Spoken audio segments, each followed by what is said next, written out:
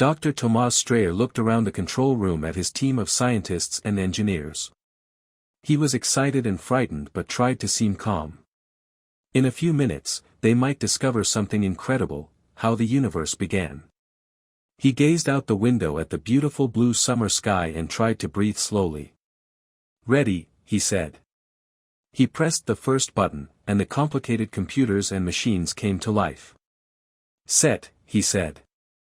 He pressed the second button and switched on the large particle accelerator lying beneath the towns and fields of Switzerland.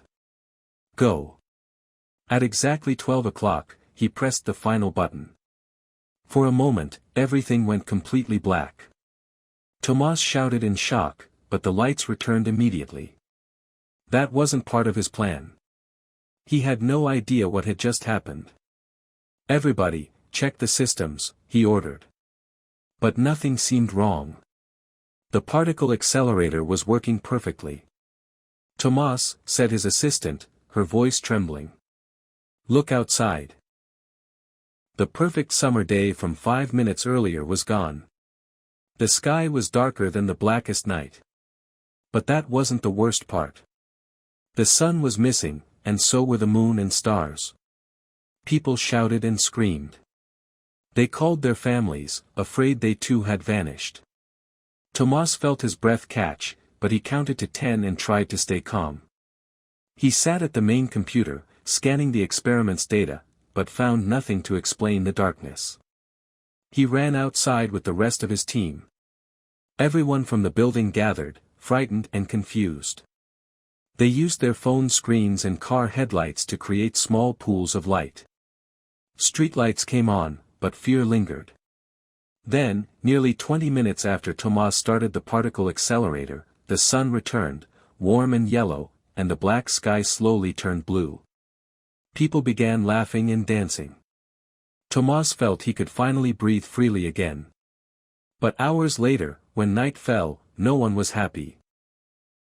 Although the moon rose, the stars were gone. No one cared about Tomas's research. The particle accelerator's purpose didn't matter. All they cared about was what happened after he turned it on. Tomas had stolen the stars, or that's what the newspapers said. When he was summoned to the International Criminal Court, they charged him with stealing the stars. "I'm not guilty," Tomas said. "Well, if you didn't steal the stars, Dr. Strayer," the prosecution lawyer said, "what did you do?" "If you mean my work," Tomas replied, "we didn't do anything. We just proved the machine worked. Taking the stars seems like nothing to you." The lawyer looked at the courtroom. "No one here thinks so. No one in the world." "That's not what I meant," Tomas said. "But I can tell you this, when the machine started, there were suddenly no photons in the test room." "Photons? We're not all scientists here. Speak simple English, Dr. Strayer." "Light," Tomas said. For a moment it was as if there was no light in the lab. Then it was dark outside, until the light returned. "Normal, Dr. Strayer." It wasn't normal when, the lawyer checked his notes, the sun went out for exactly 16 minutes and 40 seconds. Maybe the rest of the day was normal. But the night hasn't been normal ever since, has it? Tomas looked sad. "I know. But believe me, I didn't do anything to take the stars." "So you didn't steal them?" "No. You just made it so we can't see them anymore." After a long pause, Tomas whispered, "Yes." "How is that different?" the lawyer asked. Tomas had no answer anyone would understand. And if they did, they wouldn't believe him. He had an idea, but it would take years to prove. Instead, he changed his mind and said, "I'm guilty." The world needed someone to blame. But prison wouldn't fix anything. So they designed a punishment just for him. They sent Tomas to work at the extremely large telescope in Parano, Chile. Nobody used the telescope now. No tourists climbed those high mountains to see the galaxy's edges. No scientists asked for funds to study the empty sky. Only the lonely moon and a few planets crossed the night. Looking up made people feel empty. Tomas thought the punishment was fair. The job felt like prison, he was completely alone. After years, the world forgot him, or chose to leave him alone. Each evening, he watched the sun set.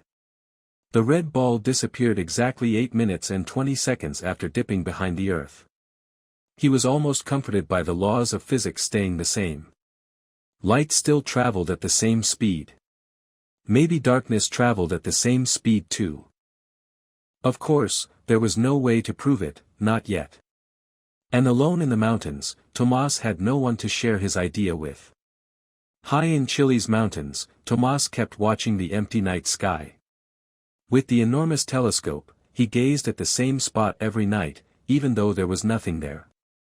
Every sunset, he thought of the song his parents sang when he was a child. Star light, star bright.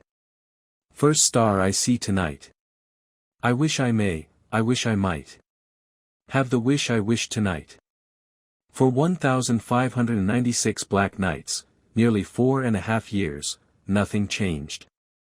But that didn't mean his idea was wrong. He imagined the darkness as a wave passing the sun, now traveling toward the edge of the galaxy, and beyond, to the stars. It would take 1,596 nights to reach the nearest star, and 1,596 more for that star's light to return, if the wave was real. If his ideas were right.